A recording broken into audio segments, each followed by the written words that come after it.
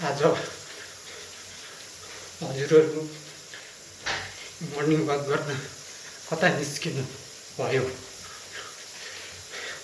म त आज मर्निङ वाक कोठेमा गरिरहेको छु। त्यही पनि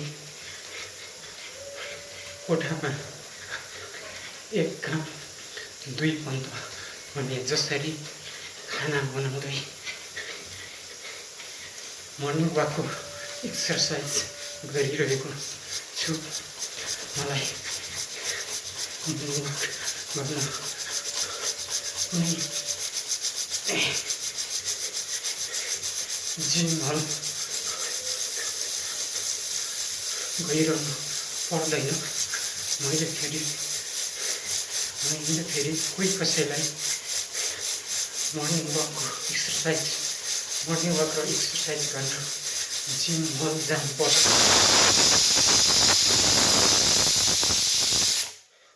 समय नहुँदा आफ्नै बसेको कोठामा पनि एउटै समयमा दुईटा काम गर्न सकिन्छ भन्ने कुरा महसुस भएर मैले यो एउटा भिडियो बनाएको छु। मैले सामाजिक सञ्जालमा म भाइरल हुनको लागि पनि यो भिडियो पक्कै बनाएको होइन, तर एउटै समयमा कसरी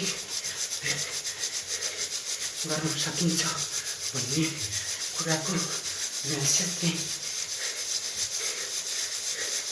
किन त पक्कै पनि खोजेको हो।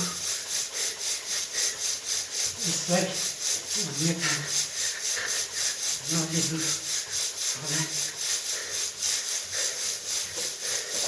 र मैले अर्को एउटा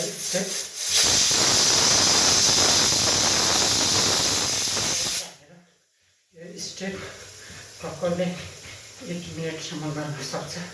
तपाईहरूले गर्न सक्नुहुन्छ भने प्रयास गर्नुहोस्। हजुरहरूले यो हात मात्रै हल्लाएको देख्नुभएको होला, तर हात जसरी मैले चलाइरहेको छु खुट्टा पनि त्यसरी नै चलाएको छु। यो स्टेप वा मर्निङ वाकको एक्सर्साइज 1 मिनटसम्म जसले गर्न सक्छ उसलाई म एकदम राम्रो मान्छु। मेरो मर्निङ वाकको एक्सर्साइज हेर्नुहोस्, खाना बनाउँदै यसरी बितेको छ।